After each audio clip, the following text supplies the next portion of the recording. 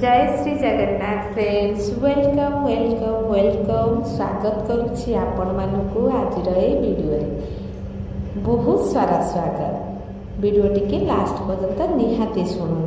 ए video माध्यम आम आज शुणा मृत पितामाता फोटो घरे लगाइबा उचित कि नहीं। आसतु वीडियोटी आरंभ करिबा। पितामाता हेउछंती आमर प्रथम गुरु। सेमानक प्रेम एवं आशीर्वाद आम जीवनर सबुठारु बड़ संपत्ति। किंतु जेतबेले सेमाने एई दुनिया छाड़ी जाती लोक माने सेमानक स्मृति रे घरे सेमानक फोटो लगाती। किंतु एठारे प्रश्न उठे जे आमे एही फोटो लगाइबा उचित कि एहार कौनसी आध्यात्मिक प्रभाव अछि कि। आजिर कहानी रे स्वयं भगवान शिव तांको भक्त शिवदत्त को एही गुप्त कथा विषय रे कहिछंती। आसंतु कहानीटी आरंभ करिबा। गोटिए दिन गरुड़ देव नश्वर जगत रे विचरण करुथिले।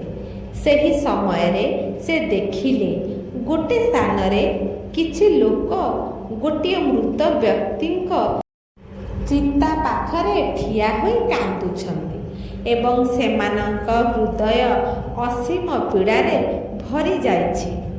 किछि समय परे मृत व्यक्ति तांको संपर्कीय माने सेमानक घरे तांकर फोटो लगाइले एवं ता सम्मुखरे बसी तांकु मने पकाइबाकु लागिले। एही दृश्य देखि गरुड़ आश्चर्य होइगले एवं भाबिबाकु लागिले जे एही व्यक्तिक संपर्कीय माने ताको मृत परे ताको फोटो काहीकि लगाइले।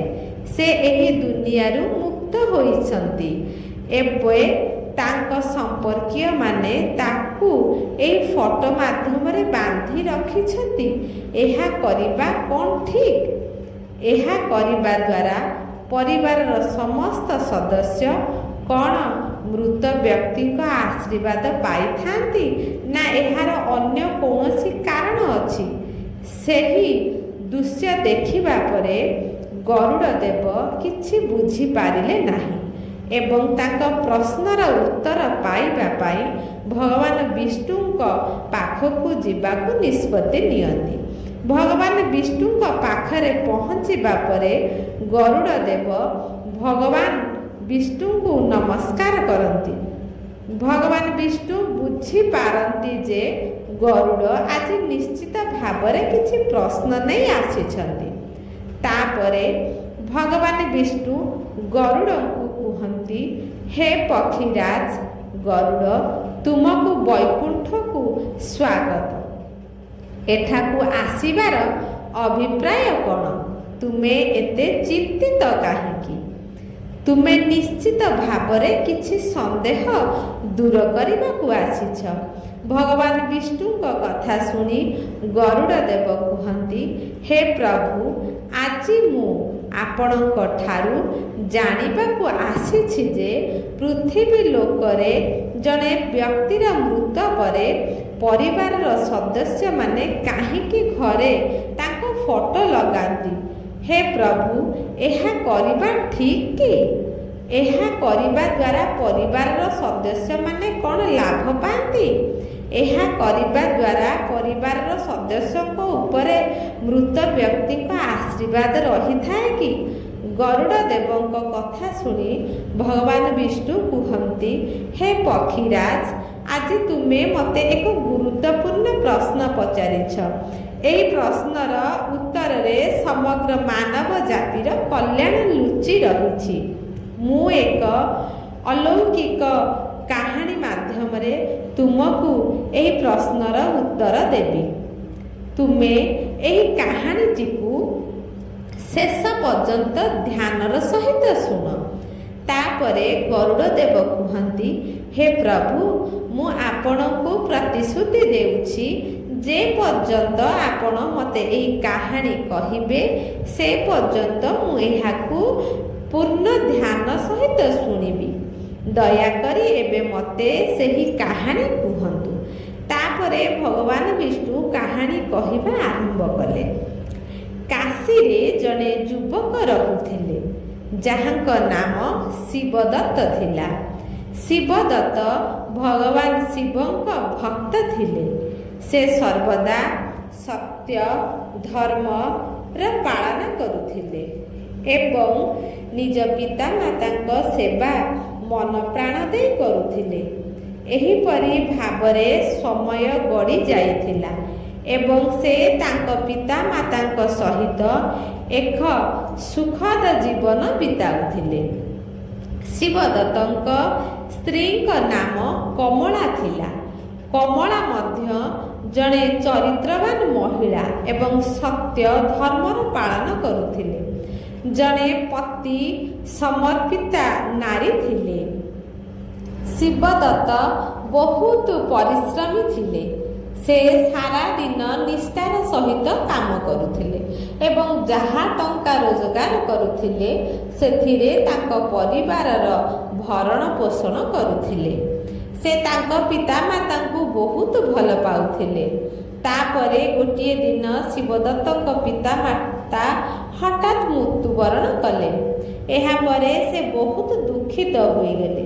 ସେ ପିତାମାତାଙ୍କ ଶେଷକୃତ୍ୟ କରିବା ପରେ ଘରର ପୂଜା ସ୍ଥଳରେ ପିତାମାତାଙ୍କର ଏକ ଫଟୋ ପ୍ରତିମା ସ୍ଥାପନ କଲେ ଏବଂ ପ୍ରତିଦିନ ପୂଜା କରିବା ଆରମ୍ଭ କଲେ। ଏବେ ତାଙ୍କ ଜୀବନ ତାଙ୍କ ପିତାମାତାଙ୍କ ପୂଜା କରି ବିତେଇବାକୁ ଲାଗିଲା। ତାପରେ ଭଗବାନ ବିଷ୍ଣୁ ପୁଣି କୁହନ୍ତି, ହେ ପକ୍ଷୀରାଜ, କିଛି ମାସ ପରେ ତାଙ୍କ ଜୀବନରେ କିଛି ଅଘଟଣ ଘଟିବାକୁ ଲାଗିଲା। ମାନସିକ ଅଶାନ୍ତି ବଢ଼ିବାକୁ ଲାଗିଲା। ଘରେ ଝଗଡ଼ା ହେଉଥିଲା ଏବଂ ତାଙ୍କୁ ବହୁତ ଅଦ୍ଭୁତ ସ୍ୱପ୍ନ ଦେଖାଗଲା। ଏବେ ସେ ପ୍ରତିଦିନ ପତ୍ନୀ କମଳାଙ୍କ ସହିତ ଝଗଡ଼ା କରିବାକୁ ଲାଗିଲେ। ତାଙ୍କର ମନ ସମ୍ପୂର୍ଣ୍ଣ ଅସ୍ଥିର ହୋଇଗଲା। ଗୋଟିଏ ଦିନ ସେ ଗଙ୍ଗା କୂଳରେ ବସି ଭୋ ଭୋ ହୋଇ କାନ୍ଦିବାକୁ ଲାଗିଲେ। ସେହି କୂଳରେ ଏକ ଶିବଲିଙ୍ଗ ଥିଲା। ସେହି ଶିବଲିଙ୍ଗ ସମ୍ମୁଖରେ ହାତ ଯୋଡ଼ି ବସି ଗୁହାରି କରିବାକୁ ଲାଗିଲେ। ସେ କହିଲେ, ହେ ଶିବ ଶମ୍ଭୁ, ହେ ମହାଦେବ, ଦୟାକରି ମୋତେ ମାର୍ଗଦର୍ଶନ କରନ୍ତୁ। ମୁଁ ମୋ ପିତାମାତାଙ୍କ ଫଟୋ ଲଗାଇ ସେମାନଙ୍କୁ ଶ୍ରଦ୍ଧାଞ୍ଜଳି ଦେଉଛି, ତେବେ ବି ମୋ ଜୀବନରେ କାହିଁକି ଅଶାନ୍ତି ହେଉଛି? ସେ ସ୍ୱହୃଦୟରେ ଭଗବାନ ଶିବଙ୍କୁ ପ୍ରାର୍ଥନା କରୁଥିଲେ। ତେଣୁ ସେହି ମୁହୂର୍ତ୍ତରେ ତାଙ୍କୁ ଏକ ଦିବ୍ୟ ଆଲୋକ ଦେଖାଗଲା। ଗୋଟିଏ ପ୍ରକାର ଦିବ୍ୟ ସୁଗନ୍ଧ ଚାରିଆଡ଼େ ବ୍ୟାପିଗଲା ଏବଂ ଭଗବାନ ଶିବ ସ୍ୱୟଂ ଆବିର୍ଭାବ ହୋଇଗଲେ। ତାଙ୍କ ଆଖିରେ କରୁଣାର ଭାବ ଓ ମୁଖମଣ୍ଡଳରେ ଶାନ୍ତ ଥିଲା। ଭଗବାନ ଶିବଙ୍କୁ ନିଜ ସାମ୍ନାରେ ଦେଖି ଶିବଦତ୍ତ ଆଶ୍ଚର୍ଯ୍ୟ ହୋଇଗଲେ। ସେ ନିଜ ଆଖିକୁ ବିଶ୍ୱାସ କରିପାରିଲେ ନାହିଁ ଯେ ସ୍ୱୟଂ ଭଗବାନ ଶିବ ତାଙ୍କୁ ଦର୍ଶନ ଦେଉଛନ୍ତି। ତାପରେ ସାହସର ସହିତ ସେ ଭଗବାନ ଶିବଙ୍କୁ ପ୍ରାର୍ଥନା କଲେ ଓ କହିଲେ, ହେ ପ୍ରଭୁ, ଆଜି ଆପଣଙ୍କ ଦର୍ଶନ ପାଇ ମୋର ଜୀବନ ସଫଳ ହୋଇଛି। ମୋ ମନରେ କୌଣସି ପ୍ରକାରର ଦୋଷ କି ପାପ ନାହିଁ, କିନ୍ତୁ ହେ ପ୍ରଭୁ, ମୁଁ ଜାଣିବାକୁ ଚାହୁଁଛି ଯେ ମୋ ଜୀବନରେ ଆସୁଥିବା ଏତେ ସବୁ କଷ୍ଟର କାରଣ କ'ଣ? ମୁଁ ପ୍ରତିଦିନ ମୋ ପିତାମାତାଙ୍କ ଫଟୋ ସାମ୍ନାରେ ବସି ସେମାନଙ୍କୁ ପୂଜା କରେ, ତଥାପି ମୋ ଜୀବନରେ ଏତେ ଦୁଃଖ କାହିଁକି ଆସୁଛି? ଶିବଦତ୍ତଙ୍କ କଥା ଶୁଣି ଭଗବାନ ଶିବ କହିଲେ, ହେ ଶିବଦତ୍ତ, ଆପଣଙ୍କର ପ୍ରେମ ଓ ଭକ୍ତି ନିଃସନ୍ଦେହରେ ମହାନ। ଆପଣଙ୍କ ପିତାମାତାଙ୍କ ପ୍ରତି ଆପଣଙ୍କର ହୃଦୟରେ ଥିବା ଭାବନା ପୂଜା ଯୋଗ୍ୟ, କିନ୍ତୁ ଆପଣ ଅଜାଣତରେ ଯାହା କରିଛନ୍ତି ତାହା କେବଳ ଆତ୍ମାକୁ ବାନ୍ଧି ରଖେ ନାହିଁ, ବରଂ ଆମ ଜୀବନରେ ମୂଳ ଉଦ୍ଦେଶ୍ୟ ହେଉଛି ପରବର୍ତ୍ତୀ ଜନ୍ମ ପ୍ରାପ୍ତ କରିବା। ବ୍ରାହ୍ମଣ ତାଙ୍କ ପାଇଁ ଯେଉଁ ଯାତ୍ରା ସ୍ଥିର କରିଛନ୍ତି ସେଥିରେ ତାଙ୍କୁ ଆଗକୁ ବଢ଼ିବାକୁ ହେବ ଏବଂ ଏହି ଯାତ୍ରାକୁ ସମାପ୍ତ କରିବାକୁ ହେବ। ପରନ୍ତୁ ଯେତେବେଳେ ଆମେ ସେହି ବ୍ୟକ୍ତିର ଫଟୋକୁ ଆମର ପୂଜାସ୍ଥଳରେ ରଖିଥାଉ ଏବଂ ପ୍ରତିଦିନ ତାଙ୍କୁ ସ୍ମରଣ କରୁ, ଦୀପ ଜାଳିଥାଉ, ଫୁଲ ଅର୍ପଣ କରୁ, ସେତେବେଳେ ଏହି ପ୍ରେମପୂର୍ଣ୍ଣ ଭକ୍ତି କେତେବେଳେ ଯେ ସେହି ଆତ୍ମା ପାଇଁ ଗୋଟିଏ ବନ୍ଧନରେ ପରିଣତ ହୁଏ ତାହା ଆମେ ଜାଣିପାରୁନାହିଁ।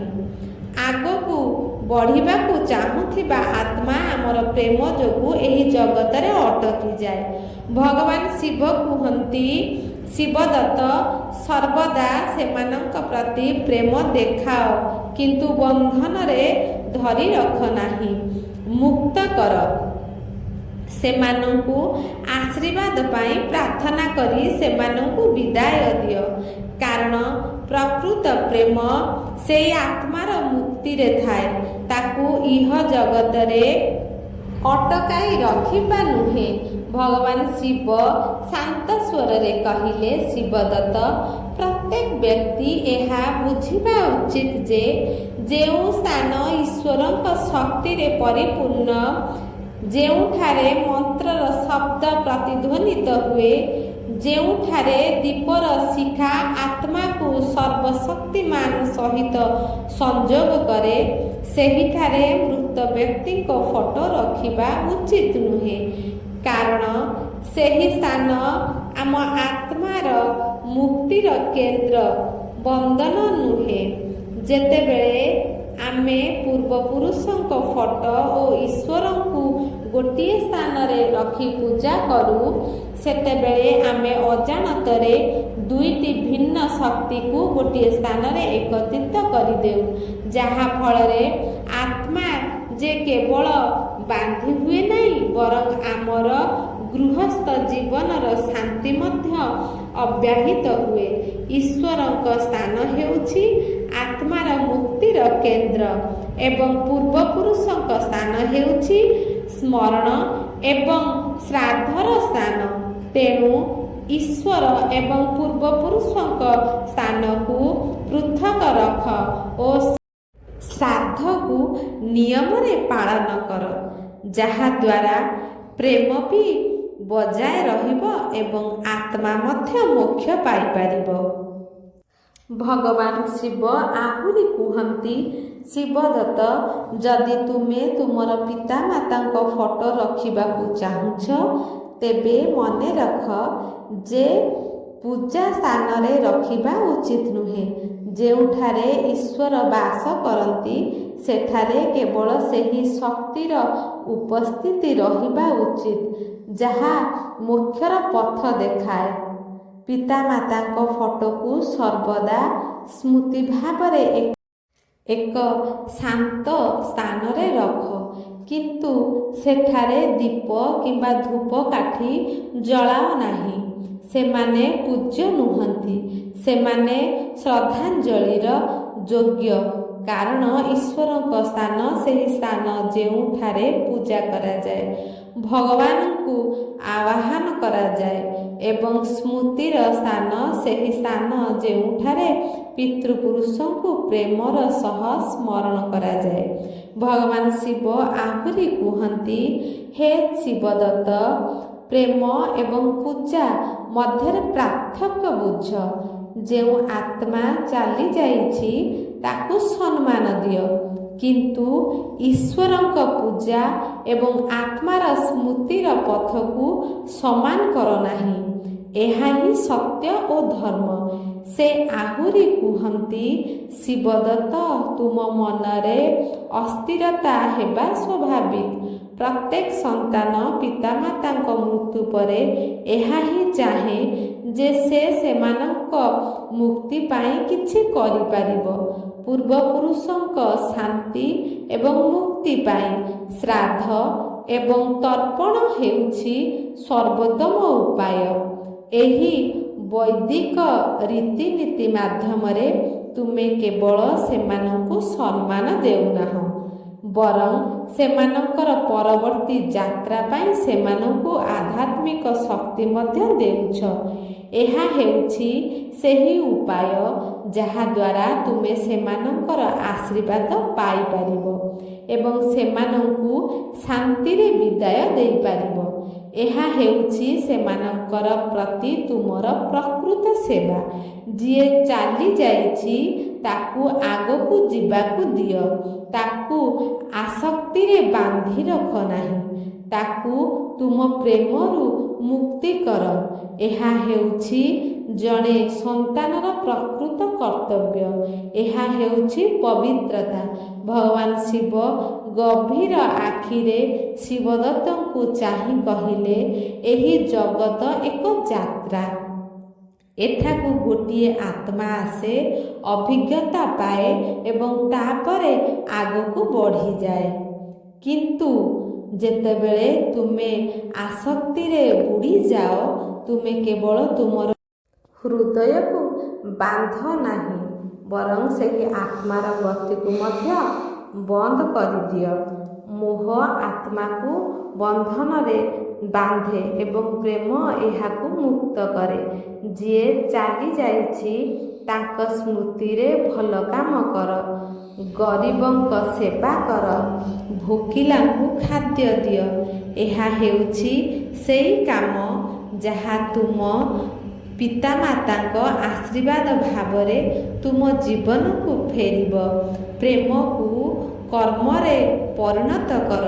ଏହା ହିଁ ହେଉଛି ପ୍ରକୃତ ଶ୍ରଦ୍ଧାଞ୍ଜଳି।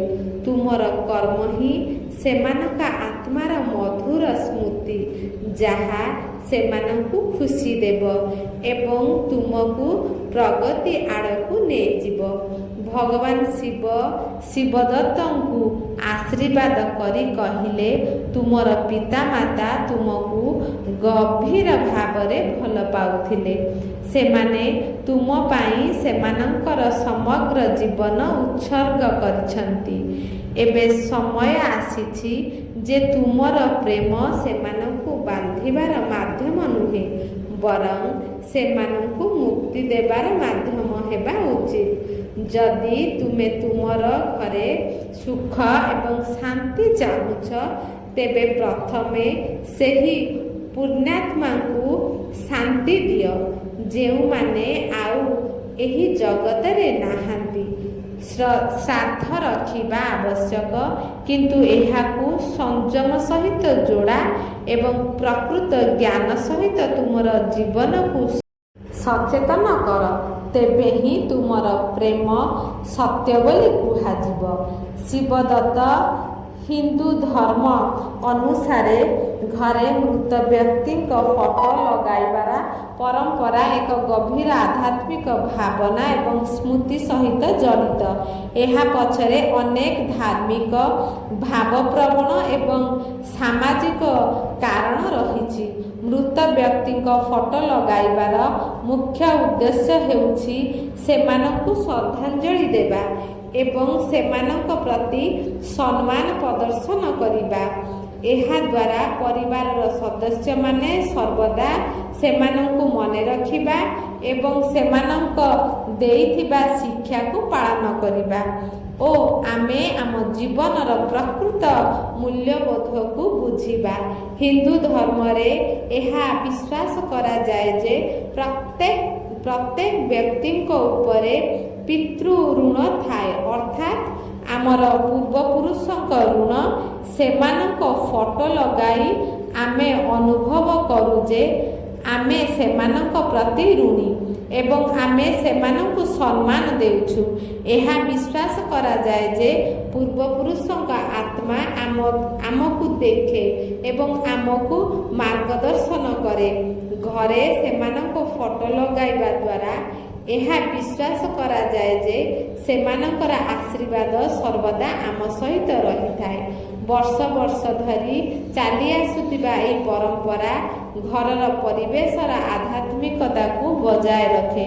ଏହା ଆମ ଘର ଭିତରେ ଏକ ପବିତ୍ର ଏବଂ ଶାନ୍ତିପୂର୍ଣ୍ଣ ବାତାବରଣ ସୃଷ୍ଟି କରେ। ଅନେକ ଲୋକ ବିଶ୍ୱାସ କରନ୍ତି ଯେ ମୃତ ବ୍ୟକ୍ତିଙ୍କ ଫଟୋ ଲଗାଇବା ଦ୍ୱାରା ଏହିପରି ଅନୁଭବ ହୁଏ ଯେ ସେମାନେ ଯେମିତି ଏବେ ବି ଆମ ସହିତ ଅଛନ୍ତି। ସେମାନେ ଆମକୁ ଭାବନାତ୍ମକ ରୂପେ ସମର୍ଥନ ଦିଅନ୍ତି, ବିଶେଷ କରି ଆମର କଷ୍ଟ ସମୟରେ। ଶେଷରେ ଭଗବାନ ଶିବ କହିଲେ, ହେ ବତ୍ସ, ଏହା କେବଳ ଏକ ଫଟୋ ହୋଇପାରେ, କିନ୍ତୁ ଏହା ପଛରେ ଆଶୀର୍ବାଦ ରୂପକର ଏକ ଅଦୃଶ୍ୟ ଶକ୍ତି ଅଛି। ଏକ ଆତ୍ମା ଯିଏ ଆମକୁ ଏବେ ବି ଦେଖୁଛନ୍ତି ଏବଂ କହୁଛନ୍ତି, ପୁଅ, ମୁଁ ଏଠାରେ ଅଛି। ଶିବଦତ୍ତ ନିଜ ଗଭୀର ହୃଦୟରୁ ଭଗବାନ ଶିବଙ୍କ ଦ୍ୱାରା ଦିଆଯାଇଥିବା ଶିକ୍ଷା ଗ୍ରହଣ କଲେ। ତାପରେ ଭଗବାନ ଶିବ ସେହି ସ୍ଥାନରୁ ଅଦୃଶ୍ୟ ହୋଇଗଲେ। ଭଗବାନ ବିଷ୍ଣୁ ଆହୁରି କୁହନ୍ତି, ହେ ପକ୍ଷୀରାଜ, ଏବେ ଶିବଦତ୍ତ ସେ ପୂଜା ସ୍ଥଳରୁ ନିଜ ପିତାମାତାଙ୍କ ଫଟୋ ବାହାର କରି ସେଠାରୁ ଦୂରରେ ଶାନ୍ତ ଏବଂ ସ୍ୱଚ୍ଛ ସ୍ଥାନରେ ରଖନ୍ତି, ଯେଉଁଠାରେ ଏବେ କେବଳ ସ୍ମୃତି ଥିଲା, ପୂଜା ନୁହେଁ। ସେ ପ୍ରତିବର୍ଷ ସେମାନଙ୍କର ଶ୍ରାଦ୍ଧ ଓ ତର୍ପଣ କରୁଥିଲେ, ସେମାନଙ୍କ ନାମରେ ଗରିବ ଲୋକଙ୍କୁ ଦାନ ଏବଂ ସେବା କରୁଥିଲେ। ଧୀରେ ଧୀରେ ତାଙ୍କ ପରିବାରକୁ ସୁଖ ଏବଂ ଶାନ୍ତି ଫେରି ଆସିଲା। ସେହି ଘରୁ ନକାରାତ୍ମକ ଶକ୍ତି ଶେଷ ହୋଇଗଲା ଓ ମାନସିକ ଅଶାନ୍ତି ଲୋପ ପାଇଗଲା। ଏବେ ତାଙ୍କ ପତ୍ନୀ କମଳାଙ୍କ ସହ ତାଙ୍କର ଝଗଡ଼ା ମଧ୍ୟ ବନ୍ଦ ହୋଇଗଲା। ସବୁଠାରୁ ବଡ଼ କଥା ହେଉଛି ଯେ ଭଗବାନ ଶିବଙ୍କ କୃପାରୁ ତାଙ୍କ ମନ ଏବଂ ଆତ୍ମା ଶାନ୍ତ ହୋଇଗଲା, କାରଣ ଯେତେବେଳେ ପ୍ରେମ ମୋହରୁ ଉପରକୁ ଉଠିଯାଏ ସେତେବେଳେ ଏହା ମୁକ୍ତି ହୋଇଯାଏ। ଯେତେବେଳେ ଶ୍ରାଦ୍ଧ ଜ୍ଞାନ ସହିତ ଯୋଡ଼ି ହୁଏ ସେତେବେଳେ ଆମ ଜୀବନରେ ଶାନ୍ତି ଫେରିଆସେ। ଭିଡ଼ିଓଟିକୁ ଏଇଠି ରଖୁଛି। ଭିଡ଼ିଓଟିକୁ ଲାଷ୍ଟ ପର୍ଯ୍ୟନ୍ତ ଶୁଣିଥିବାରୁ ଆପଣମାନଙ୍କୁ ବହୁତ ବହୁତ ଧନ୍ୟବାଦ। ଭିଡ଼ିଓଟି ଯଦି ଆପଣମାନଙ୍କୁ ଭଲ ଲାଗିଥିବ ଚ୍ୟାନେଲକୁ ସବସ୍କ୍ରାଇବ୍ କରି ଭିଡ଼ିଓ ଗୋଟେ ଲାଇକ୍ କରିଦିଅନ୍ତୁ ଆଉ ସାଙ୍ଗସାଥିମାନଙ୍କୁ ଭିଡ଼ିଓଟିକୁ ସେୟାର କରନ୍ତୁ। ରହୁଛି।